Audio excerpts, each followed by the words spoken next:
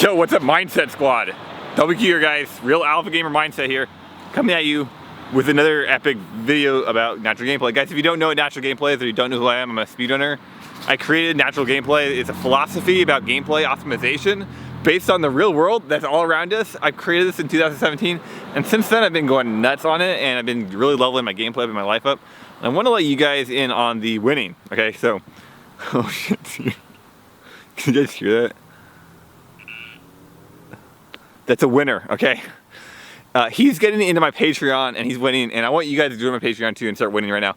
Gamers, yesterday we talked a lot about some gameplay development. I want to talk today about some gameplay development too, specifically about overlearning, because this is a common trap that new players run into, and it's a common trap low and mid-level players face themselves and they don't know how to get out of it. And this is something, if you acknowledge as a problem and you acknowledge that there are solutions, you can actually radically level your gameplay up. Okay guys, overlearning, it's when you learn information or you learn stuff that's not helpful to the gameplay. And there's two different ways this happens. Number one, what you'll do is you'll learn information and it'll overcomplicate a situation, and then you'll actually perform worse because there's too much stimuli and you cannot actualize and be actionable. The second thing that overlearning is when you simply learn information that's not useful. So we're going to look at some examples for this and then try to tackle this problem of overlearning, because I'm pretty sure like virtually every gamer that's not at the highest level is doing this. Okay, the first one's really easy when things get too complicated. So I used to play Link in the Past a bunch. I speedrun the game, and Link in the Past speedrunning actually has a lot of depth, which is really cool about it. One of the reasons it has so much depth is because it's mostly movement and there's tons of different strategies for the movement.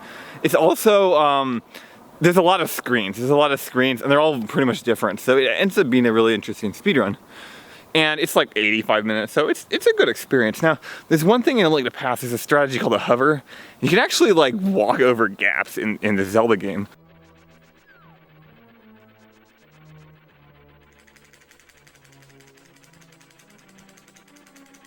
Thank God, dude. Holy shit. It's not the easiest thing in the world. It is consistent, but there's always a chance you fail it, right? Because it's actually a frame perfect trick, and it requires tons of frame perfect input. So it's something that can save a lot of time, but it's a little bit risky. Well, guess what? When I first learned how to hover, or when I first started trying to hover in runs, this was in 2017, and I figured, what's the negative to learning how to hover? Because on a bad run, I could throw it in, I could YOLO it in, and I could have an advantage occasionally. That seems like a benefit, right? That seems like a net benefit. This can only be good. What's the problem? Well, this is my first interaction with overlearning. This is when I really realized this is a problem. Because when I PB'd and my run got a lot better, and I got my general anxiety went up, because it's harder to PB, your general anxiety is gonna be higher. What happened was I started to get in the run, and like 20 minutes or 15 minutes before the point at which I needed to hover, or I could hover, because you don't have to, it's only a 6-second time save, I would get really anxious and I'd be like, oh shoot, is this a run I should hover or not? And for the next 10 minutes, I'm thinking to myself, should I hover or not? Well, what happened is over those next 10 to 15 minutes, up until the point of hovering, I was usually very anxious, and I was usually asking myself, should I hover? And if the run got worse, I would be like, okay, let's go for it. And the better the run I got, I'd be like, I don't really want to do it. Well, the problem here is there's too much information I have to think about right now. And it became harder to actually focus on the game, and it became harder to just make an effort and all in on my original plan. What I should have done was just totally abandon hovering, or learn it and abandon it until it's super consistent, or there's a very clear, specific need for it. That's actually another thing you can do with natural gameplay to help naturalize gameplay, is if something's not super reliable, or something's not super safe, but it is like a pocket thing, only pull it out when you have it, like, or try to identify a specific clear need for it, and then only pull it out of the situations, because otherwise it's just going to overcomplicate things. Another thing that happens in gameplay is if like you have a pocket pick or you have like a secret pick and you don't do it, it's going to play in the back of your mind, oh, should I have done it? And you might get distracted over an entire game like of League of Legends or something, or of Super Smash Bros. Melee, and you have like a counter pick champion. You might actually get distracted because you don't pick up that champion. So there's a lot of situations where actually learning information or learning new things is actually a detriment. It's actually a negative. It's not beneficial. Okay guys, let's think about what natural gameplay is and how it's related to overlearning. So let's look at what is natural gameplay. It's about reliability and it's about actionability, right? It's about making things happen. So when you become confused about something or you start to doubt yourself, your actionability goes down and it's less likely that you're able to do something, right? Because you're like, if you're confused or distracted, it's actually less likely to do something. And so your gameplay becomes less natural. And the goal is to make your gameplay more natural. So that's important. Also, side note about ego. This is why I created this whole concept of ego entirely. If you look at the natural perspective, why did I overlearn in the first place to learn hovering? Well, it was an ego thing. I learned hovering because I wanted to pretend that I was good at hovering, to pretend I could hover. I wanted to show off pretty much, right? And what did it end up doing? It ended up negatively affecting my gameplay. So the goal of natural gameplay is to reduce your ego by increasing your naturalization, increasing how natural your gameplay is. How are you going to increase how natural your gameplay is? Make it more reliable and more actionable. It actually ends up reducing ego. Very interesting, guys. Oh, yo, what's up, guys? We're right here on the water tower, actually. To my right is the water tower. And I'm out here gaming in the real world. In the natural world, guys, all right, let's talk about the second type of overlearning there is. Okay, pretty much what you have is you have gamers at a mid-level and they will start to plateau their gameplay and start to learn new things, but they never improve at the game. Well, unfortunately, they're overlearning. And what do I mean by that? What specifically do I mean by that? They are not learning things that are conducive to winning, right? You may learn something in gameplay and it may not even negatively affect your gameplay or be too complicated. Like another example of being too complicated, like in a 5-man team, if you have too many leaders and then everybody wants to lead and nobody wants to follow, you lose actionability and then your gameplay becomes less natural, right? So that's another example of like overlearning, or at least it's similar. Yeah, sometimes you learn things that's not necessarily counter. It's not necessarily unhelpful. It doesn't go against your goals. Sometimes it's just completely useless. Now, I actually still think this is a problem and bad.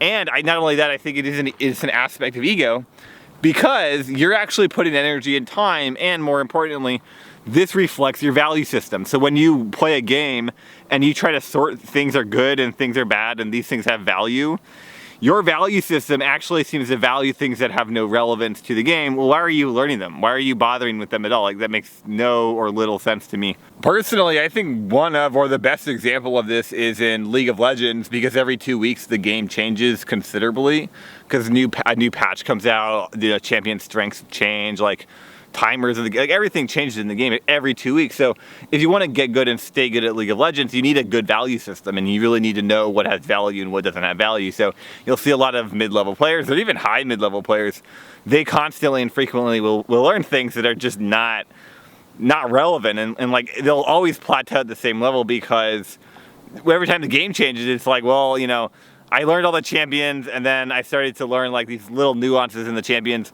A lot of times those little nuances are just not relevant, and they should be focusing on, well, what matters, right? What matters for the game. So like, I guess an easier way to phrase this is in speedrunning. Although here's something I can say for League of Legends, like at a low level, like learning to farm, learning to CS in League of Legends at a very low level. New players, like complete noobs, at least back in 2010 when I played the game, people like literally didn't farm. They just didn't care about it. They didn't know about it, or they're like, yeah, I know you get gold from the minions, but it's not that big of a deal. Well, clearly they have a value system that's wrong, and what they'll do is they play the game. They actually will learn things that they'll try to like get really good at specific matchups, or they'll try to like learn like really specific particular combos, and stuff like that, and it's like, well, this isn't relevant. Or like how to farm the PvE camps correctly, and it's like, well, this has no bearing on anything. Or like some people will learn really odd matchups with champions, like in Melee, there's 25 characters. They'll learn like really specific niche matchups with like random characters, and it's like, well, that's great, but that's not conducive to winning. Like, that's not relevant to actually getting better at the game and winning. Yeah, one player, DJ Nintendo, this guy's funny because he like lied about a bunch of fake high score world records in speedrunning, so I don't trust this guy at all, but he always goes on about matchup knowledge and game knowledge, and like he has this really expansive roster, and he knows all the stuff about the game. I would say that's not, like, it's not hurting him when he goes into a game. Like, it's not overcomplicating him. He doesn't have too many options to pick from. That's not what's happening for him. It's more like he just is learning a ton of irrelevant stuff. I don't even think the guy has a lot of game knowledge personally, because in my opinion, if you're winning, then you have game knowledge. If you have game knowledge, then lose, you don't have game knowledge. Like, forget about that, right? You need to win. Like, winning matters, and then everything that has value comes after that. So game knowledge should be sorted by whether it's conducive to winning or not.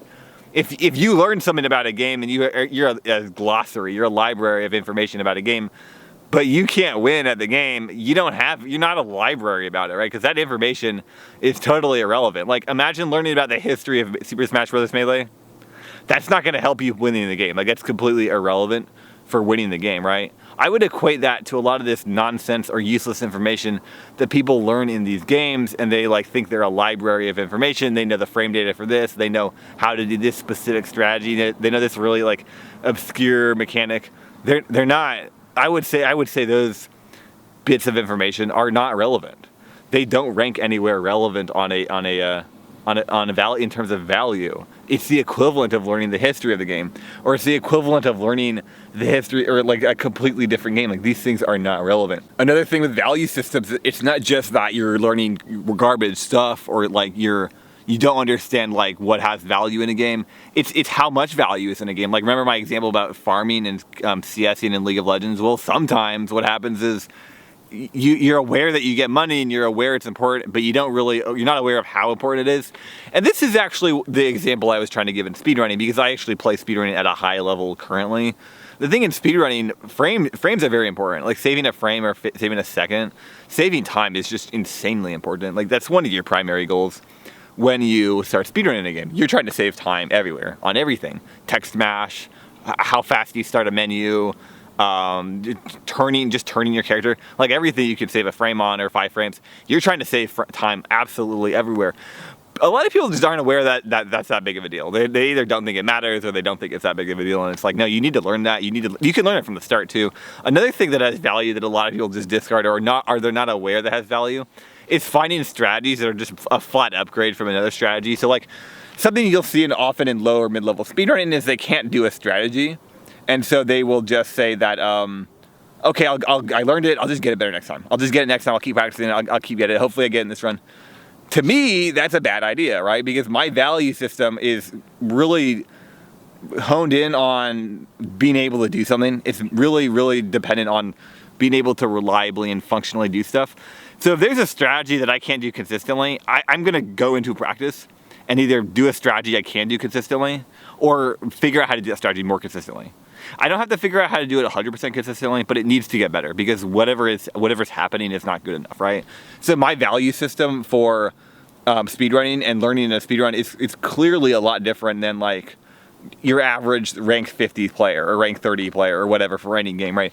These guys don't actually have this value system that's, tempered over a long period of time to really specifically get faster in a game consistently. And actually, if you want to talk about overlearning in a speedrun, you'll see people do this. So what some people do is they'll plateau at a mid-level, and then they'll try to get really, really, really good at a mid-level. Like, they'll literally never upgrade their strategies, or they'll never drop safety strategies. They'll stay with what they have because they're trying to get really, really good at that.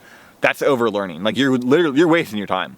If you take a player who is really bad at high-level strategies versus a player who's really, really good at mid-level or low-level strategies, and the player who's bad at high-level strategies gets faster times consistently, I would just forget about your ego on that one. You're literally a worse player than the guy. And sometimes what'll happen is you'll have a guy play for like 1 or 2 months and learn high-level strategies, or make an effort learning better strategies. And he's clearly worse at the game than somebody who's been playing with the same old bad strategies for years. He's clearly worse at the game, but he's a way better time.